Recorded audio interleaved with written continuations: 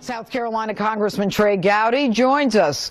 Good evening, Congressman. Can anything be done to stop President Obama's power grab? Sure. I can think of 4 things right now. Number one, my colleagues in the Senate have advice and consent. If they want to shut down the Senate over appropriations bills, I might shut it down over ambassadorships or other things. The Constitution gives them the power of advice and consent. The Constitution gives us power over the purse. So we have appropriations bills that are going to be coming through the House this spring. We ought to strip money away from this executive branch because our framers gave us that exclusive right to do so. If one branch overreaches, then maybe the other branch ought to stick up for itself. Thirdly, we can go to the judicial branch. We do have standing when it comes to vote nullification, which is what Obamacare is. You can go to the judicial branch and ask them to stop, but most importantly, we can go to your viewers, your voters. Almost 500 representatives are up every 2 years. Our framers did that on purpose. And we can say, you know what? You can fix it. You can fix executive overreach or legislative underreach by throwing them out. Well, there's no question, Congressman, that the public does not like it when the president goes around Congress. And it's one of the first things that we learn in school in civics. You know, there are 3 equal branches of government, the executive, the legislative, and the judicial. So given the fact that I think just about everybody understands this, why does he continue to do it? Because so far he's gotten away with it. You know, last October, for whatever reason, we weren't persuasive enough. But, you know, people don't like the Affordable Care Act, but they didn't like our tactic of shutting down government. Okay, that's fine. We got that. We still have appropriations bills that are coming. So what we ought to do is say, you know, Mr. President, you want to run roughshod over the Constitution? We have the power of the purse. We're not going to fund your pet projects. We're not going to fund your green energy initiatives. So are you going to do that? We're not going to fund your vacation. Are you going to do that? Blank right, we're going to do it. Blank right? Yes, we're going to do it. Yes, because my mom may be watching. You're blank right, we're going to do it. And my mom's Ron watching DeSantis, too. Tommy Rice. There are a host of my colleagues that are not just going to sit around and mope and cry because this president overreaches. We're going to respond, and we're going to respond in the appropriations process. And you know what, Congressman, I got to tell you, that quote from that Democratic Congressman Xavier Becerra, he says something about, you know, if Obama's actions were truly against the Constitution, someone would have sued him by now. Well, how does that hit you? Well, he's been sued, and he's going to lose on the HHS mandate, and he's going to lose on recess appointments, so he doesn't have a good track record in court. We do have standing to sue. Under a theory of jury nullification, it's very tough for Congress to sue the executive branch because the judicial branch doesn't want to get involved. Exactly. But there's an exception. There's the Coleman case from 1939 under a theory of vote nullification, because think about it this way, Judge. You know, the president has the power of veto. You know, the framers gave him that. Exactly. So once a bill passes, he doesn't have a second veto where he can pick and choose what parts of a law that he did sign into law he wants to enforce. So we do have standing, but I don't want to run to another branch of government. I want to assert what the framers gave us, which is the power of the purse. And if he doesn't get his act together, and frankly, even if he does, we need to stop some of his pet projects. Well, you know what? There's no question that the power of the purse on so many levels is one of the most powerful weapons that you guys have. But you know what's fascinating to me, Congressman, is the fact that, you know, here you've got this Obamacare law, right? I mean, how it was the first thing that he did when he got in. There's not one Republican who was on that, who voted for it. And yet here's a guy who's trying to change it when it was everything he wanted. He had no problem. He got it through exactly the way he wanted it. What does it tell you about whether or not these people know what they're doing? That it's an abomination, and nobody wants to run for re-election based on worse coverage, higher premiums, violating the First Amendment, losing your work hours. Listen, if I were them, I'd try to delay it too. I'd try to delay it as long as I could. But you know what, Congressman? It's the law. You try to delay it, but you know what? And I agree with you. You are absolutely right. But delay it for everybody. Stop with the picking and choosing and the waivers. But we'll see. Congressman Gowdy. No, go ahead. No, I hope you're right. I hope in November my fellow citizens send that message. We want it delayed for everybody for a long time. All right, Congressman Gowdy, we'll see you later in the show. Thank you. Tonight, new reaction to a startling claim from a U.S. senator that the White House is systematically dismantling the nation's laws. Critics of the Obama administration's immigration policy specifically say that the administration is intentionally sidestepping the rule of law in pursuit of an agenda, and that is setting a dangerous precedent for the entire legal system. Here's Republican Senator Jeff Sessions. Our law enforcement system is in a state of collapse. It's a deliberate plan by the President of the United States, and it's wrong. And people need to be aware of it and need to stand up to it, and I think the American people are beginning to do so. Joining me now, Republican South Carolina Congressman Trey Gowdy, who's a member of the Government Oversight Committee. Congressman, good to see you tonight. And so Jeff Sessions was very, very focused on illegal immigration and talking about how 2/3 of the numbers that the administration is counting as deportations and removal are in fact border deportations, basically people who just crossed, who get turned back by our agents on the border, and that they're overstating their numbers. And he believes that we're now at a point where it's just complete lawlessness. He points to, among other things, this statement by our own vice president in March. Listen here. 11 million undocumented aliens are already Americans, in my view. Already Americans, he says. Your thoughts?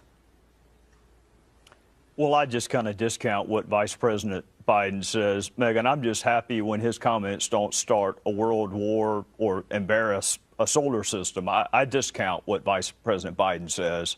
But it's not just the Vice President. You know, I mean, it's Eric Holder, too. No, it's the Attorney General. That's the Attorney General, and I take that much more seriously when he says you have a civil right to violate the law. Let's just play that for the viewers. My apologies for nonsensical. interrupting you, and then I'm going to give you the floor. Let's just play it so that they know what we're talking about. Go ahead.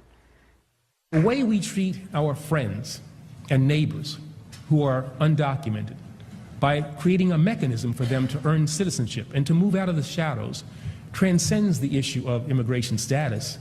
This is a matter of civil and human rights. Go ahead, sir. Right. It's laughable. It's like you and I saying we have a right to vote in the next election in Madagascar. If you're not a citizen, you don't have civil rights in this country. We do protect some folks with our Constitution, but to say you have a civil right to amnesty and to be the top law enforcement official in the country is absurd. But, you know, Megyn, these policies are deliberate. I don't think they're motivated by anarchy. I would disagree with Senator Sessions in that regard. I think they're motivated by a desire for electoral success, and they're motivated by the fact that they get away with it. Is it motivated by a desire for electoral success or just a worldview? Because we've had a lot of discussions about what's happened under the President Obama, Eric Holder Civil Rights Division and their choices when it comes to enforcing those laws and so on. Is it motivated by, them wanting to get certain voting blocks shored up, or is it they just view the population of illegal immigrants differently? They view the civil rights laws and the voting laws differently. Well, how about the drug laws? I mean, he trumped a congressional statute with a memo.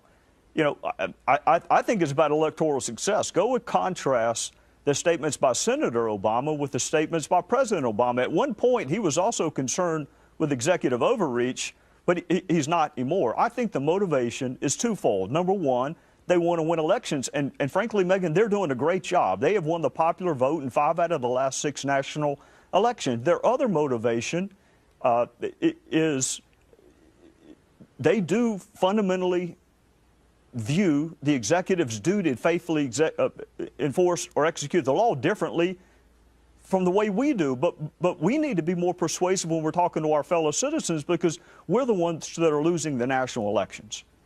Trey Gowdy, good to see you. Thanks so much for being here, sir. Yes, ma'am. Thank you, Mr. Chairman. Mr. Chairman, for almost a year, there was an escalating pattern of violence directed towards the United States and other Western targets in Libya. Attacks on the consulate in Benghazi, attacks and assassination attempts on the British ambassador, attacks on the International Red Cross, attacks on courthouses, judges assassinated, culminating on September the 11th in the murder of 4 Americans, including our ambassador to Libya. Before those 4 murders, Mr. Chairman, just a few weeks before that, our embassy in Libya said this to the Department of State: the security condition in Libya remains unpredictable, volatile, and violent. So, Mr. Chairman, despite what would appear to any reasonably objective observer as an escalating pattern of violence, including sophistication, coordination, and management, this administration blamed the murder of our ambassador and 3 others on a video.